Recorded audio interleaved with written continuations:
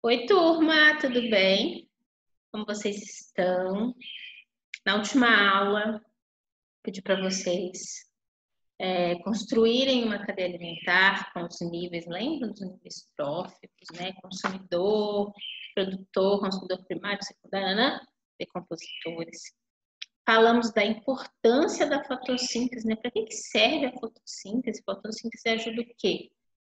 A planta, as algas, algumas bactérias, a produzirem o seu próprio alimento. Agora, hoje nós vamos falar um pouquinho sobre os limites da biosfera, né? Lembrando que essa biosfera, estudamos biosfera no 6º ano, a gente aprendeu que biosfera é a esfera da vida, né? A gente aprendeu que dentro do planeta existem diferentes ambientes que vivem diferentes seres vivos. E a gente vai relembrar um pouquinho disso nesta aula, um pouquinho mais de detalhes, ok? Quero que vocês olhem para esse desenho, para essa imagem, para a gente entender um pouquinho o que seriam, né, esses limites da biosfera. Aqui a gente tem representado aí algumas vegetações, né? Rio, aqui mostrando o homem ali cuidando da terra de alguma forma, mostrando animais que vivem na água, diferentes tipos de animais que vivem na água, né? Temos aqui o oceano, diferentes animais que vivem nos oceanos. E eu queria perguntar uma coisa para vocês. A gente vai começar a nossa aula com uma pergunta. Eu quero que você pause o vídeo depois que eu fizer a pergunta e pense. Depois você dá o play de novo para você ouvir a resposta. O que será que determina que determinados animais vivam em um determinado tipo de ambiente e que eles não consigam sobreviver em outro ambiente? Por exemplo, por que um urso polar, um exemplo bem simples, por que um urso polar consegue sobreviver nas geleiras, né, nos polos, mas ele não consegue sobreviver em uma floresta? Pensa aí. Dá pausa e pensa. Agora que você já pensou, eu quero te falar uma coisa. Existem na natureza diferentes condições climáticas, diferentes disponibilidade de alimento, diferentes condições que permitem que certos animais vivam naquele ambiente ou não. Por exemplo, a história do urso polar, né? Ele tem muita gordura no corpo dele. Ele tem uma camada de pelo super espessa. Se ele vivesse, né, se ele fosse trazido para um ambiente quente, né, ele ia morrer de calor, ele não ia suportar o calor. Né? A gordura que tem no corpo dele, a camada espessa aí de pelo que tem no corpo dele, é justamente para proteger ele do frio. Por isso que ele consegue sobreviver no frio e não no calor. E o contrário é a mesma coisa, né? Existem animais que são adaptados para o calor, as condições climáticas, a vegetação, tudo, contribui para que ele sobreviva nesse ambiente mais quente e não consiga sobreviver no ambiente mais frio. Tudo isso que o ser vivo tem é chamado de adaptações, né? Ele é adaptável ao ambiente onde ele está adaptado àquele lugar. Né? E as condições climáticas, as condições vegetativas, de alimento, de tudo, contribuem para essa adaptação. Né? Às vezes o que tem no ambiente é melhor para uma determinada espécie e não para outra. Tudo isso limita a biosfera. Bom, vamos continuar aqui. A gente também vai falar um pouquinho sobre ecossistemas, né?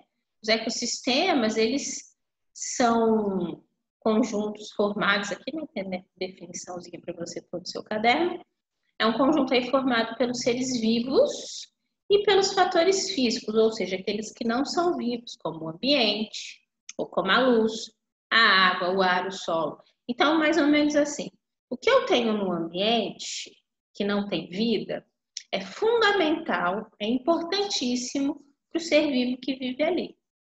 Então, eu tenho, por exemplo, a água no ambiente. A água ela não é viva, mas ela interfere na vida do ser vivo, né? Se não tiver água, por exemplo, o peixe, como que ele vai sobreviver? Os outros animais precisam beber a água. Então, a água ela não é viva, ela é um fator não vivo, mas ela interfere na vida do ser vivo. Assim como a água interfere, a luz também interfere, o ar e o sol. E a gente vai comentar isso durante as nossas próximas aulas. Mas lembre que o ecossistema é o conjunto de seres vivos e seres não vivos. Tudo que for ser vivo, que nasce, cresce, reproduz e morre, a gente vai chamar de fator biótico. Bom, não está escrito, então presta atenção no que eu estou falando. Fatores bióticos são aqueles de seres vivos. Os que não são seres vivos, os fatores físicos ou não vivos, a gente chama de fatores abióticos. Tem bióticos para ser vivo, abióticos para fatores não vivos. Bom? E os ecossistemas, eles podem ser divididos em 3 grupos principais, tá bom? A gente tem um ecossistema que pode ser aquático. Na água tem água, óbvio, né? Luz, o ar, o oxigênio lá no meio da água ou não, pressão, concentração de sais, tudo isso interfere na vida de quem vive ali. Tem o ecossistema terrestre. Um detalhe, esse ecossistema aquático ele pode ser rio, mar, oceano, lagoa, uma poça d'água. Isso pode ser um ecossistema aquático.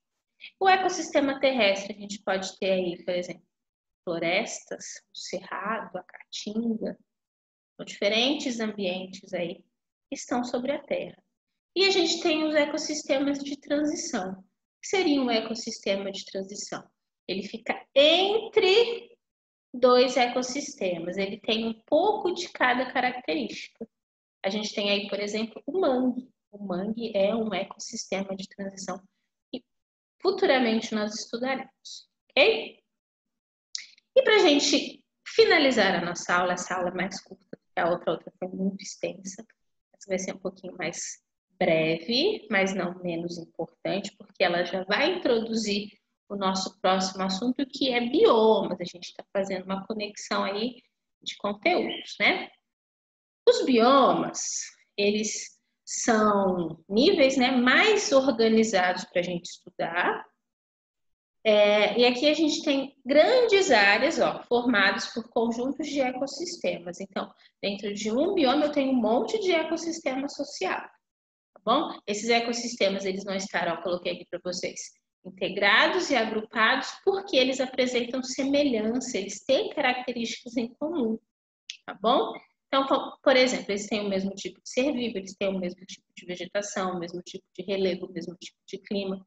Então, quando essas características elas estão ali em diferentes ecossistemas, mas eles estão bem próximos, eles formam essas grandes áreas que nós chamamos de biomas.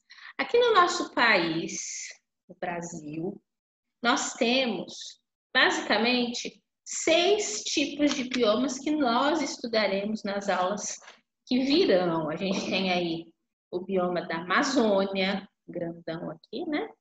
Temos o bioma da Caatinga, do Cerrado, Pantanal, Mata Atlântica e Pampa.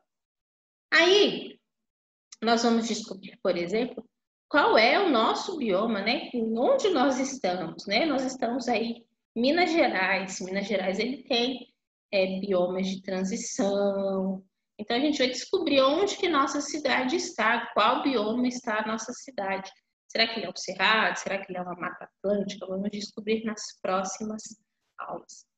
Eu pedi para vocês, na atividade que vocês vão fazer agora, que vocês comentem um pouco sobre quais são os fatores, né? O que limita um ser vivo sobreviver em um ambiente e não conseguir sobreviver em outro ambiente. E também pedir para vocês mostrarem para mim, através de um mapa, quais são os biomas brasileiros E também pedir para vocês conceituarem o que é bioma. Vocês vão falar para mim o que é um bioma e vão indicar os 6 biomas que são brasileiros através de um mapa. Eu quero ver desenhos bem bonitos, mapas bem coloridos aí, pessoal. Vamos caprichar nessas atividades, tá bom? Um beijo para vocês e até a próxima aula. Bons estudos, pessoal. Se estuda que logo, logo a gente está junto de novo. Tchau.